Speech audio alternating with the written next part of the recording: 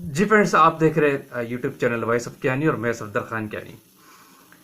अच्छा फ्रेंड्स, आज मैं इस वीडियो में आपको एचपीएलसी के कुछ क्वेश्चन आंसर बताता हूं जो हर एनालिस्ट, जो यूज़र है, जो एचपीएलसी का ऑपरेटर है, उसके जहन में ये घूम रहे होते हैं कि हम ये काम करते हैं तो इसके लिए क्या बेस्ट प्रैक्टिसेस है, क्या सही तरीका होना चाहिए। ये क्वेश्चंस है और इसके मैं आपको आंसर बताता हूँ और ये आपको इंटरव्यू में भी काम आते हैं।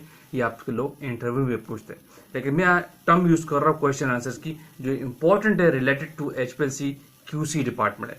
अच्छा, सबसे पहला जो इंपॉर्टेंट क्वेश्चन, वीडियो आपने एंड तक देखनी ताकि कंसेप्ट आपको मिल जाए कि बेसिकली इसमें अच्छी प्रैक्टिस क्या होती है। सबसे पहला जो यूजर के एचपीएलसी यूजर्स के दिमाग में सवाल होता है कि जो रन टाइम है, स्टॉप टाइम, जो हम किसी भी एक इंजेक्शन का लगाते हैं, आपने एक इंजेक्शन लगाया, जो स्टॉप टाइम है उसका पीक के बाद कितनी देर तक चलाना चाहिए। फॉर एग्जांपल मैं आसान और समझा दूं, अगर आपका आरटी किसी भी एचपीएलसी एनालिसिस में एक इंजेक्शन का आरटी आपका 8 मिनट है, तो 8 मिनट के पीक का रिटेंशन टाइम है, तो पीक उस रन को, इंजेक्शन को कितनी देर और चलाना चाहिए, इसके लिए क्या बेस्ट प्रैक्टिस क्या है। तो याद रखिए, अगर आपका आरटी 5 मिनट है या 7 मिनट आया, पीक आपका 7 मिनट पे आया, या पीक आपका 10 मिनट पे आया या 30 मिनट पे आया, तो इसके लिए अच्छी प्रैक्टिस ये होती है कम से कम आप अपने उस रन को आफ्टर पीक 3 मिनट तक चलाना चाहिए। ये अच्छी प्रैक्टिस है। ऐसा नहीं होना चाहिए कि आपका आरटी आया 8 मिनट पे, पीक निकल गई, 8 मिनट के 2 मिनट पे पीक आपकी शॉर्ट हो गई, निकल गई पूरी, और आपने 8.5 मिनट पे रन को काट दिया। तो this is not be count as a good practice. तो इससे आपने अवॉइड करना है। ये भी नहीं करना कि पीक आपका आरटी 7 मिनट पे आया और आपने पूरे 8 मिनट पे रन टाइम काट दिया। ले तो लेंगे, आप कैलकुलेशन आपकी आ जाएगी, पीक सही आई, टेलिंग भी आपकी नजर आ गई, अगर पीक का जो टेलिंग वाला पॉइंट वो भी नजर आ गया, लेकिन ये अच्छी प्रैक्टिस नहीं है। इसमें गुड प्रैक्टिस यही है जो कंपनी में, मल्टीनेशनल में एग्जिस्ट करती है, कि कम से कम आपने जो एक रन लगाया है वो आफ्टर पीक 3 मिनट तक रन करना चाहिए। ठीक है, ये हमेशा अक्सर लोगों के जहन में होता है कि हम पीक निकल गई, कितने टाइम पे इसको काट दें, तो 3 मिनट तक चलाया करें, ये अच्छी प्रैक्टिस है। दूसरा एक और सवाल और है कि पीक का जो मिनिमम रिटेंशन टाइम क्या है, एक्सेप्टेबल होना चाहिए। क्या अगर कोई आपने ऐसा कंपाउंड लगाया जिसकी उसकी पीक 1 मिनट पे आ गई, तो क्या ये बेस्ट है हमारे लिए, इज इट गुड कि हम उस रन टाइम को 3 मिनट पे ऑफ कर दें या 4 मिनट पे खत्म कर दें, इसमें क्या अच्छी प्रैक्टिस है। तो this is not the best practice.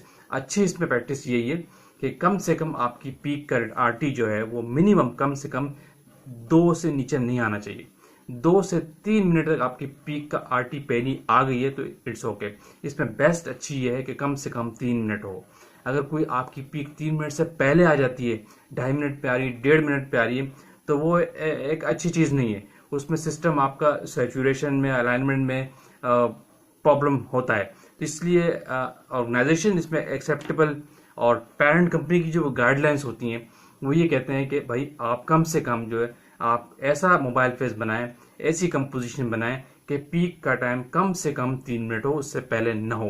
तो इसलिए अच्छी प्रैक्टिस ये कि दूसरा सवाल ये है कि मिनिमम कितने मिनट पहली पीक हो तो हम उसको एक्सेप्ट करें। तो मिनिमम पहला आरटी जो है आपका किसी भी कंपाउंड का, अगर मल्टीपल कंपाउंड यूज कर रहे हैं, 1 भी है, तो कम से कम 3 मिनट हो, उससे पहले अच्छी प्रैक्टिस नहीं है।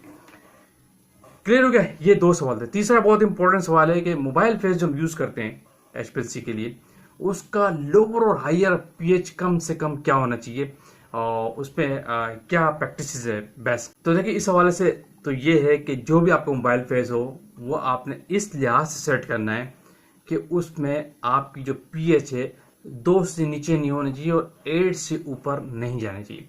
हमेशा मोबाइल फेस की पीएच आपने ऐसे सेट करनी है, इसमें कंपाउंड जो आपका एनालाइट है उसकी पीके वैल्यू को आपकी कंसिडरेशन करना बहुत जरूरी है। मेरी इस पर बहुत सारी वीडियोस, उसको आपने लाजमी देखना है। तो आप मोबाइल फेस की पीएच, जो क्वेश्चन ये है कि कम से कम और ज्यादा से ज्यादा कितनी होनी चाहिए, तो मोबाइल फेस की पीएच 2 से नीचे नहीं होनी चाहिए, 2 से ऊपर ऊपर हो, 2 से ऊपर हो, ठीक है, और 8 से ज्यादा भी नहीं होनी चाहिए, 8 से कम हो। इसकी वजह क्या है कि इंतहाई वेरी लो एसिडिक रेंज में अगर आप पीएच मोबाइल फेस चलाते हैं, किसी ऐसा मोबाइल फेस कंपोजिशन आपने बना दी है और उसकी पीएच आप 1.5 सेट कर रहे हैं, 2 सेट कर रहे हैं, इट्स वेरी एसिडिक। तो ये जो है ना, स्टेशनरी फेज जो है आपको कॉलम है उसकी पैकिंग को इफेक्ट कर सकता है। हाईली एसिडिक, हाई पीएच का मोबाइल पे।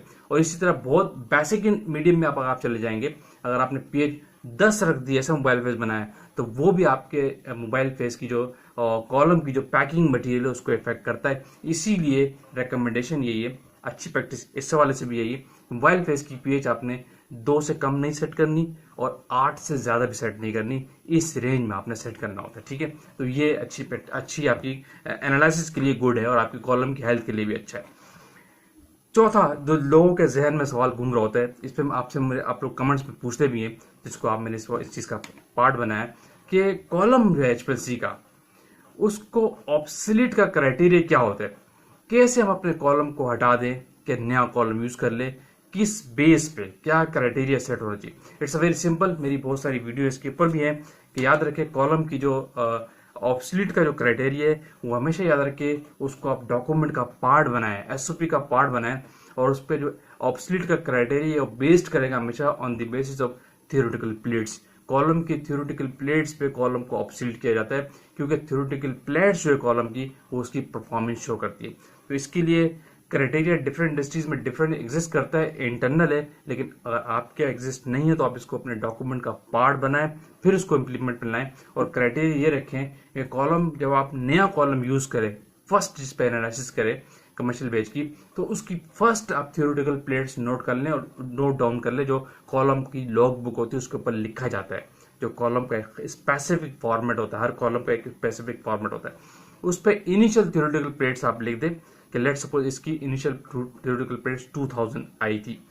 अब जब ये थियोरेटिकल प्लेट्स आप डॉक्यूमेंट का पार्ट बना ये 50% रह जाए या 25% रह जाए, जिस स्टेज पे आप अपने कॉलम को ऑब्सोलीट कर दें, ये आप अपने डॉक्यूमेंट का पार्ट बनाएं, आपको ऑडिट में भी आप सेफ रहेंगे और आपकी कॉलम की लाइफ भी सही रहेगी। दूसरा, आपका एनालिसिस इफेक्ट नहीं करेगी।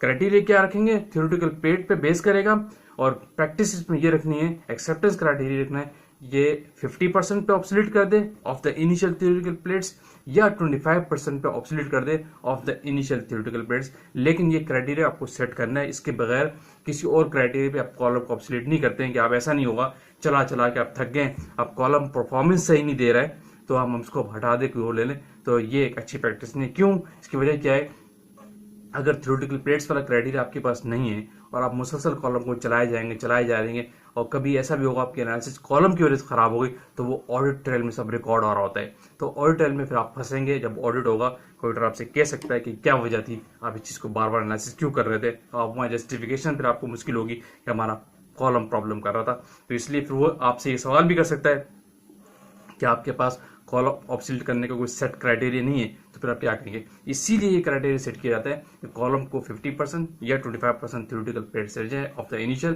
तो आपको ऑब्सोलीट कर ले, चाहे वो सही चल रहा हो।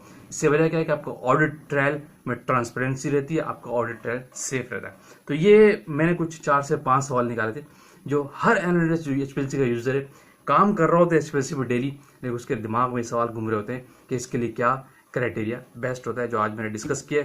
होप आपको ये वीडियो अच्छी लगी होगी। वीडियो का पेंट करते हो अगेन कहूँगा तो लाइक कीजिए, शेयर कीजिए, कमेंट्स कीजिए। जो लोग चैनल पे नहीं हो नए हैं उनको लाजमी कहूँगा चैनल को सब्सक्राइब कीजिए ताकि ऐसी टेक्निकल वीडियोस आप तक पहुँचती रहे। Thank you for watching. अल्लाह हाफिज़।